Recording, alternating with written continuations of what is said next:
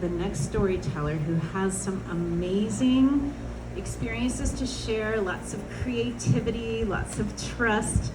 It's Jill Hofer, and come on up. I said that name right? It has been so amazing to get to know these people, new people in my life. Welcome.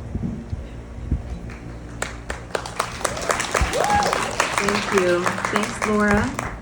Thanks, Odyssey.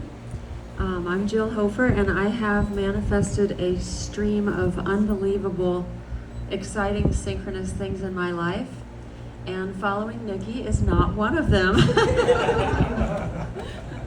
But I so appreciate tonight. I so appreciate Odyssey for the constant stream of opportunities to manifest community through storytelling.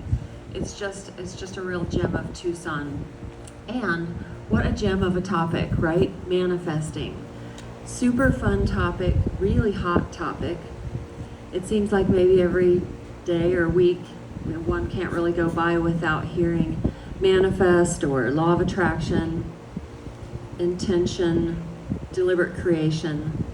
But that wasn't really the case 25 or 30 years ago when I first had the phrase law of attraction come across my radar. And I hadn't really heard of a process or a procedure, practices you could put into place that would magnetize to you everything you wanted in the life of your dreams. So that caught my attention, and it has held my attention for the last 2 or 3 decades through tons of books and a million recordings and lots of podcasts. I've been interviewed on podcasts on the topic of law of attraction. I'm really into it. Seminars, workshops, cause and effect Buddhism, trainings. And it's something that I really love, and I really appreciate the opportunity to share a few tips and techniques that are woven in my story. The story, in fact, has been published in a book called Manifesting Miracles. Manifesting Miracles, Success Stories of Law of Attraction from Around the World. And it is called A Mermaid's Tale. So the Mermaid's Tale begins about half a century ago when I am a tiny little kid in a little bitty farm outside a super teeny town of about 600 people. And it's the kind of farming community where people are living by the rhythms of Mother Nature, and life is in the flow of the seasons. And I lived a country kid life that was immersed in a world of my imagination. I followed my curiosities. That was regular life for me. And what I know now is that was probably the best training that I could have hoped for in terms of getting comfortable with the idea of law of attraction, of putting out that which we want, and then it comes back. So, life was just as it came to me. I lived an easy country life. I would walk down the lane to the woods behind the house and visit the Stick family that lived in the rotten stump, and we would play out the days of their lives. Or I would produce and direct the Woolly Worm Circus in my cigar box big top. And if it was raining, my mom might push a step stool up to the kitchen sink and give me a spoon to focus on the magic of a dripping faucet. Or she'd put me into a chair at the old farmhouse table, and she would give me the can of tuna to look at. Because, you know the can of tuna I'm talking about, the chicken of the sea with the mermaid on the label? Yeah. I loved her. I wanted to be part of her entourage under the sea. I wanted to be on the adventures with her underwater pals. I loved her long, blonde, wavy hair. She had a super cool choker. I could feel that magic wand, her star-topped wand, bright, just granting wishes every which way. I really focused. The world around me disappeared, and I felt what it was like to be with her. And it turns out I was doing just what the farmers were doing around me. I was tending the soil. I was setting a space where I could focus without distractions and immerse myself into her world. That was preparing my mind like fertile ground for seeds to take root. And the seed is the feeling. But when you really feel the feeling of having what you want, that's like a magnet, and it sends out waves and brings back to you exactly what you're emitting. What we put out comes back. And then, other good advice, follow your curiosity. Joseph Campbell, follow your bliss. It's one of the best, most concise tips for working the law of attraction you can imagine, and that's just what I did. Being a country kid also meant following my curiosities and interests through 10 years of 4-H. And if you don't know 4-H, that's like if you go to the state fair or the county fair and there's a million projects, livestock, sewing, cooking, woodworking, every kind of craft. Those projects are done by 4-H kids. So that was my life. It still is. I have an ingrained project mindset. If I'm curious about something, I'm going to learn how to do it. I'm going to have a service to my community kind of angle in mind. And that has led to a parade of fun manifestations through my life. One very relevant one, I moved to Tucson.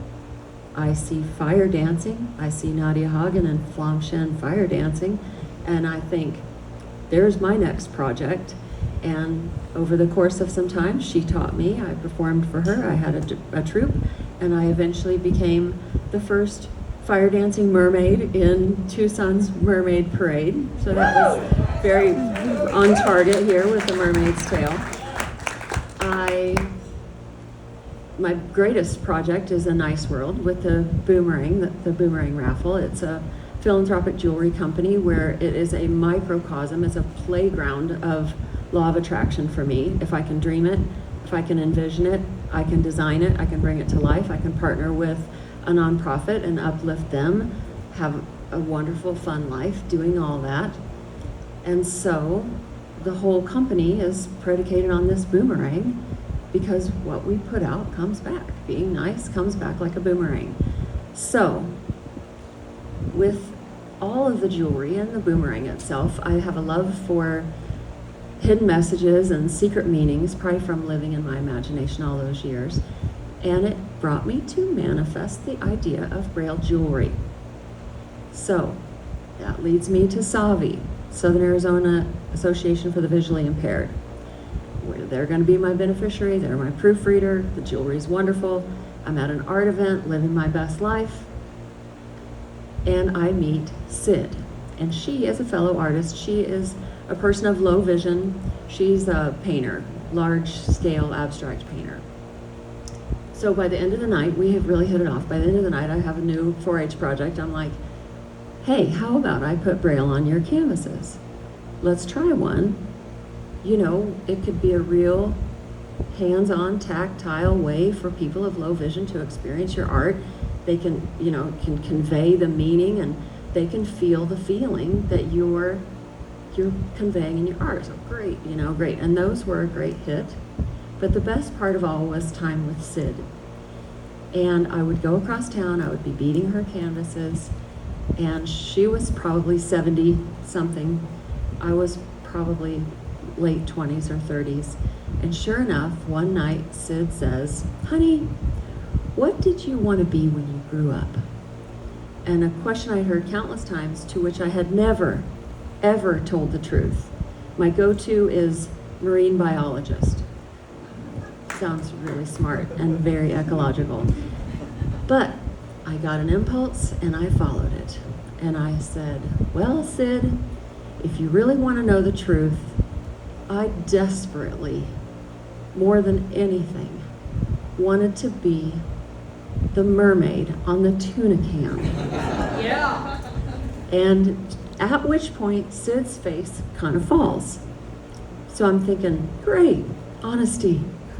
That's working out real well for me right now. But she doesn't say a word. She stands up, she goes to her cabinet, opens her cabinet, finds the scrapbook that she's looking for, comes back to me, finds the page, opens it to her intended page, turns it around to show me a news clipping, a story about the Chicken of the Sea Tuna Company. It's yellow and frayed. It's from the middle 1950s. And wow. And I look closer, and it's a story about their decision, this bold, innovative move, scandalous, to put this bombshell of a mermaid on their tuna can. And I look a little closer, and I see the model who's posing to be the real life mermaid on my can, in my dreams, in my seeds I planted. And the mermaid is Sid herself.